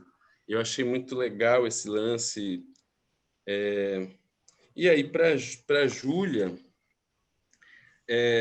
me dá o luxo até de discordar do Caio, que ele discordar concordando, porque ele fala... É como se a gente tivesse a pretensão de achar que a Júlia não habitaria a linguagem, já que ela está presa à casa, né? E aí as coisas que mais me chamaram a atenção, assim, os lances geniais do livro da Júlia foram justamente dribles, foram internamentos de trechos geniais, alguns feitos e outros não feitos. Eu achei maravilhosos, assim. Na página 17, tem uma boca impossível, que vou mostrar, que é muito legal, que não é, mas é. Quer ver? Na página 17 do livro da Júlia. Ah lá. Não quero... Não é isso não, outra coisa. É o primeira estrofe. Impossível fossilizar a casa, manter os dentes sadios, contá-los um a um em sua boca. Impossível conter o sorriso ou contá-los um a um em sua boca, impossível. E aí muda o sentido. E conter o sorriso mesmo sabendo que a casa é uma outra. Eu gostei muito dessas possibilidades de arrebentar o verso que aparecem, mesmo as não necessariamente intencionais, e achei isso muito legal. E tem outras anotações do mesmo tipo, assim. Uma outra acontece na página 26, que um sobre pode ser um sobre do verbo sobrar, que eu achei muito legal, que também estoura o sentido e muda e fica bonito também. E eu achei muito legal que tenha essas coincidências dentro dos poemas. Na página 26, há muito limo sobre os tijolos. E isso diz muito... Não é esse aqui, não. Será que é aqui? Sei lá. Eu acho que era esse, sim, não é? Muito... Hã? Eu acho que eu saquei. É 26, eu estou na 25, é isso aí, não estou na página certa. Isso diz muito sobre a casa, não é isso? Sim, deixa eu ver se é isso. Sim, um cão que sobre. Documentos, consortes, um cão que sobre, ou um cão que sobre ele se espreguiça. Isso eu achei divertido poder fazer esse drible dentro do verso, porque eu estava lendo e a cabeça vai para onde ela quer, né? E aí, quando eu fui vendo que a gente está falando sobre os rastros, os vestígios da casa e as formas de construí-la, e rola o cão que sobre, sem querer, é o cachorro que cai do caminhão de mudança, né? Eu achei legal esses sentidos possíveis, assim. E aí, para você, eu queria saber um pouco mais dessa coisa da quebra dos versos, assim. Como é que você... Se isso é questão, se não é... A gente falou da musicalidade da Prisca, principalmente na primeira parte do livro, que é muito rítmico, absurdo, e muito de leituras clássicas também. mas não falou disso em relação à Júlia. Eu acho que tem uma quebra de versos sabida ali, malandra, e eu queria ouvir um pouco mais disso. Quer começar, Prisca? Começa. Vou começar. Obrigada. Bom, sobre a sua observação, é muito bom ouvir, assim, ouvir o que os outros leem, né? A Júlia comentou isso antes, realmente é um pouco surpreendente, porque como eu não voltei ao livro depois que saiu também, não li ele de ponta cabeça, em voz alta também a gente tem pouca oportunidade de ler, né? Para si mesmo, eu acho que tem isso também. Seria um exercício muito legal, porque eu acho que a gente vai percebendo esses comentários que você fez, né, agora. E realmente, às vezes eu leio quando faço uma leitura, mas é sempre aqueles 3, 4 poemas, né? A gente deveria talvez fazer mais isso. É uma coisa que sempre me prometo, mas não consigo. Sobre a unidade, é gente que parte, né? Você comentou aí, que você sentiu que você estivesse em casa, né? Eu não conheço esse livro que você comentou aí, mas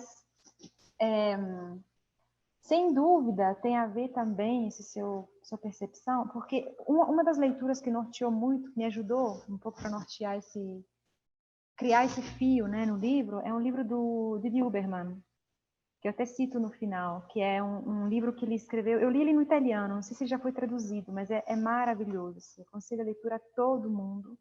Deixa eu ver como é que O ele Cascas? Não, não sei se foi traduzido em português. Seria Passar a Qualquer Custas, Passare ad ogni costo. Não sei se ele já foi traduzido, é bastante recente. No italiano saiu em 2018, mas é de recente, assim. Mas só para vocês perceberem, é um livro que ele escreveu a partir de um documentário de uma roteirista grega que filmou em preto e branco a vida dos refugiados nos campos na Grécia. Então ele vai tecendo comentários paralelos entre esses campos contemporâneos e os campos, né, que ele já vem trabalhando antes, como Cascas, né?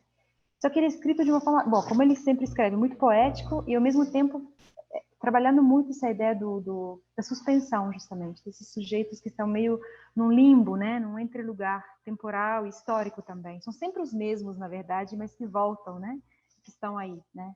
Mudam de rosto, mas a condição é a mesma. Então, eu acho que, querendo ou não, tentei trabalhar um pouco essa ideia de uma suspensão, de uma temporalidade, né? Eu achei que a temporalidade fosse uma forma de trabalhar essa ideia de acho que eu sou insistente nisso, de uma migração que ela não é de hoje, mas é uma condição nossa mesmo, existencial, né? Então, acho que é isso. E sim, eu acho que a gente deveria falar mais disso. Eu acho que é um tema, não tanto os dos migrantes, só esses, né? Mas eu acho que a condição da migração, tanto física quanto existencial, linguística, simbólica, ela é muito, muito rica. E a gente no Brasil pensa pouco isso, eu acho, mesmo internamente. Há migrações internas nas línguas, né? Pessoas que falam outros registros. Quem fala uma língua muito só oral, assim, por exemplo, de comunidades, e é uma forma de migração de códigos, né, interna. Como é rico isso no Brasil, né? Como é pouco olhado, na verdade, né? Então, acho que isso é uma coisa que me é muito cara, assim, não só com relação à minha história, que isso é talvez a parte menos interessante, mas como fenômeno mesmo humano, né? Até porque moro num país que isso é extremamente rico e variado, mas há uma tendência sempre um pouco mono, né? Digo assim, até para a gente se definir, a gente tem que definir o que a gente é e tem que meio que criar uma construção única, mas acaba escamoteando muitas coisas, né? Eu acho que é muito importante, sim, trabalhar com esse processo, né, de estar dentro e estar fora ao mesmo tempo. A estrangeiridade é algo muito rico, eu acho, para se pensar. É uma condição de incômodo, mas que ela é muito rica. Se a gente se pensa como sempre estrangeiro, ou de si mesmo também, eu acho que isso permite também uma tolerância no sentido bom do outro, que somos nós, né? Eu acho que a gente esquece um pouco que a gente é estrangeiro também da gente mesmo. E quanto ao poema que você comenta, é legal que você comenta isso. Foi assim, isso eu sei que foi uma reflexão que eu fiz a partir de um olhar deslocado. Quando eu escrevi quando pensei esse livro, retomei esse livro, eu estava na Suíça, passei um ano de pós-doutorado lá, e foi exatamente no ano em que eu saí com a ideia de fazer um ano esplendoroso, mas eu saí e peguei a eleição do Bolsonaro lá. E, e foi traumático, na verdade, para todos, mas desde fora também, porque primeiro que eu não esperava, saí em julho, né? E não, de jeito nenhum imaginava isso, assim, ou talvez não quisesse imaginar. E por outro lado havia uma ideia de uma volta, e as imagens e o que vinha do Brasil era assim, extremamente ruim, assim. Cheguei na Suíça uma semana depois, incendiou o Museu do Rio, né? Me chamaram para ir na TV, no rádio, para falar do Museu do Rio. Eu falei, gente, o que eu posso falar? Assim, a gente tem que falar de política, não dá para falar do museu. Então, visto desde fora, aí de novo, esse deslocamento meio que deu a gravidade da situação, assim, do nosso país, né? E isso me pegou bastante, assim, em termos de meio que sair da bolha, assim, desde dentro, e me deu foi muito trágico.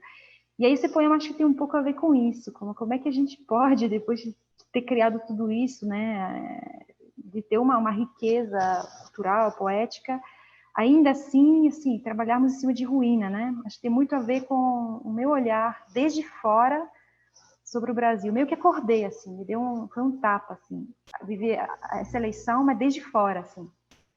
Não, foi muito traumático, assim, acho que para vocês, talvez mais ainda estando aqui, né? Óbvio. Mas, assim, até para quem sai, assim, foi muito chocante, assim.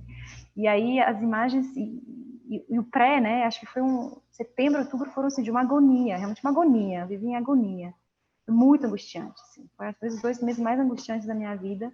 E ao mesmo tempo não estar junto, né?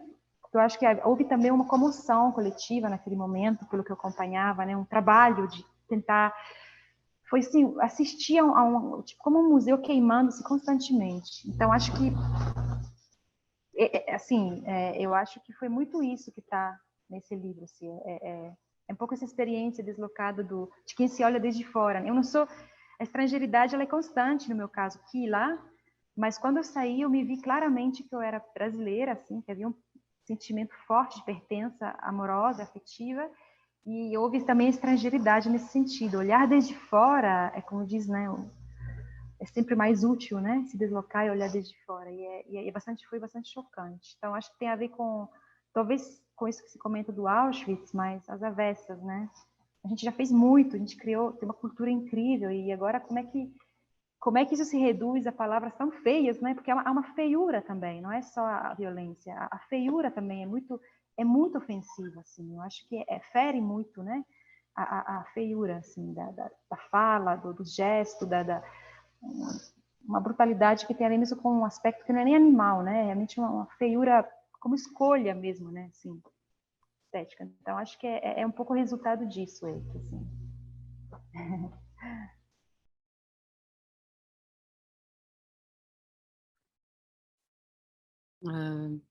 Legal ouvir essa experiência desse período, enfim, estando distanciada que de fato foram os 2 meses muito angustiantes, acho que para todo mundo aqui, né? Cada um teve seus surtos e tentativas, mas de fato foi perturbador. Mas voltando para os comentários do Eike, eu fiquei muito feliz com esse comentário sobre o poema da página 26, porque eu de fato não tinha percebido essa possível ambiguidade da palavra sobre e do sobre, né? Se tivesse cortado o verso ali, meio que viraria sozinho isso. Eu fiquei pensando, perdeu uma chance engraçada, né? Porque vira uma coisa engraçada. E depois, na palavra seguinte, você vê que não é isso. Não é isso, é outra coisa. Legal. E aí você perguntou da questão da quebra de versos e tal, se isso é muito pensado.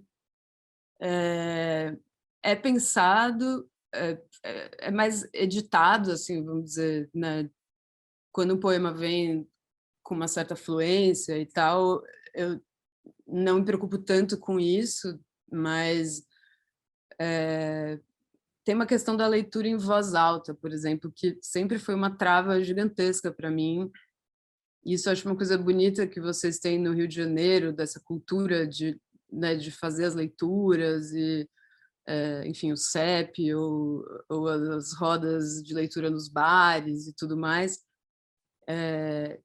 Isso é uma coisa que em São Paulo, pelo menos né, no circuito ali, enfim, eu acho que isso ficou um pouco travado, assim, né? E as leituras aconteciam em momentos um pouco mais solenes e tudo mais, e eu nunca me senti confortável nessa posição de ler em público os meus poemas, muita dificuldade.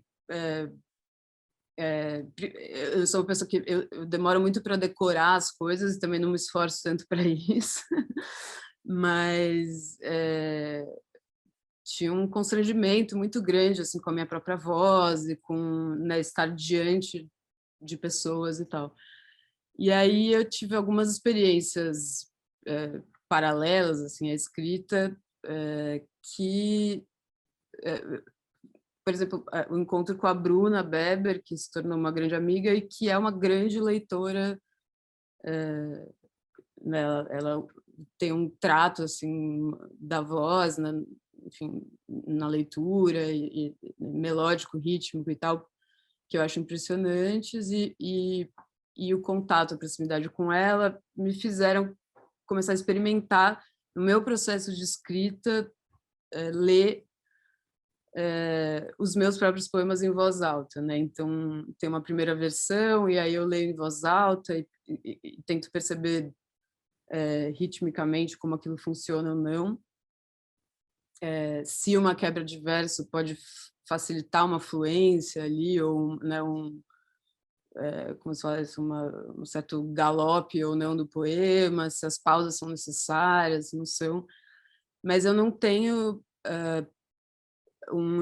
eu não faço um esforço que eu acho que existe até, e eu não sei quanto isso eu acho que pode ser mais desafiador, mas acho que existe um esforço em certa poesia contemporânea em forçar dificuldades assim também, né? Nessas, enfim, na falta de pontuação e nas quebras inusitadas ou nas não quebras, né, que provocam confusões e ambiguidades e tudo mais. Eu tento trabalhar com uma certa premissa de alguma viabilidade assim daquela leitura, né? Não que isso exista de forma plena nunca, mas ixi, a cachorra resolveu me encher o saco. mas acho que tem isso, assim, mesmo eu tentando respeitar uma escuta própria, né, e um entendimento próprio do meu poema, lendo em voz alta ou compartilhando com outras pessoas, ainda tem o seu, né, a sua leitura ali que pinça uma repetição de palavras que pode significar, na verdade, uma diferença e tal. Mas eu tento não neurotizar muito a quebra de versos, sabe? Ou a não quebra, porque eu acho que isso tem até um pouco a ver com o final do Happy End, assim, né? Olha como era bom viver sem ironia, assim.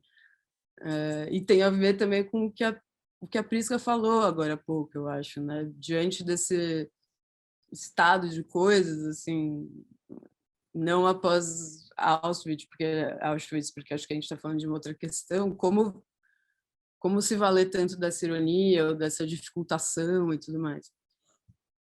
Enfim, eu tento entender como o poema cabe na boca, o que essa evolução do poema está pedindo, sabe? Mas a minha ideia não é forçar uma complexidade enfim, pela quebra ou não quebra dos versos ou das palavras e tudo mais. Então é pensado, sim, mas eu acho que eu tentei começar a pensar nisso através do som e enfim, da fluidez de uma leitura. E, enfim, não sei, ainda não é uma coisa totalmente clara no meu processo, isso pode mudar, né, e tal, mas é um pouco por aí. Bom, galera, queria falar o seguinte, 2 versos aqui só juntos, um da Prisca, é anterior à partida. E, na verdade, 2 versos cada um, e da Júlia, tocar a maçaneta com o avesso. Acho que esses 2 versos juntos, né, tem a ver com uma certa negatividade positiva que atravessa os 2 livros. E fiquei pensando como, de alguma maneira, essa conversa ficou trazendo uma... quase que, né, a ideia de estranho, estrangeiro, estranho, familiar. Quase que um Heimlich lá do Freud, né, o infamiliar lá do Freud nos 2 livros. Foi muito boa a conversa. Eu gostei muito e acho que todo mundo gostou muito também. Queria agradecer muito vocês em nome do coletivo. Obrigado pela paciência e pela estamina, né, de ficar aqui esse tempo todo, que hoje em dia reuniões de 2 horas são muito longas, assim, eu acho, no Zoom. Mas para mim passou até rápido, até perdi a mão nessa medida assim do tempo, quando eu vi já estava tarde a beça. Mas obrigado, Bessa, vocês duas, acho que foi muito bom e deu muito mais caldo as 2 juntas do que a gente já tinha imaginado, inclusive, eu acho. Impressionante. Eu queria agradecer também, foi muito gostoso, enfim, saber da leitura de vocês, conversar também com a Prisca e com todo mundo. Enfim, foi delicioso, assim, encontro importante e é isso. Agradeço vocês pela leitura e pelo convite. Também. Queria agradecer, inicialmente a Rafael, né, o Rafa, que foi o que começou, né, mas depois estendido a todo o grupo, uma alegria. Muito bom poder ver, conversar com a Júlia, pensar com ela, a partir dela, e outras coisas que desdobram. Um livro que eu li também, gostei muito, foi bastante comentado aqui em casa. E muita alegria estar com vocês, tá? Assim, bons trabalhos aí, que possam sempre trazer pessoas para debaterem juntos. A poesia contemporânea é muito bom. Obrigada, viu? Obrigado a vocês. Obrigado também aos convidados que estiveram presentes aí, os membros externos, os agregados, os estrangeiros, os infamiliares. E beijo para todo mundo, gente. Foi ótimo. Boa noite. Obrigada, gente. Beijo, obrigada. Obrigada, gente. Saúde, beijo. Beijo. Beijo para todo mundo é ótimo, né? Um beijo.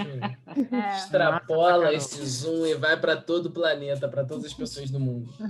Tchau, gente. Tchau, obrigada. Tchau, tchau.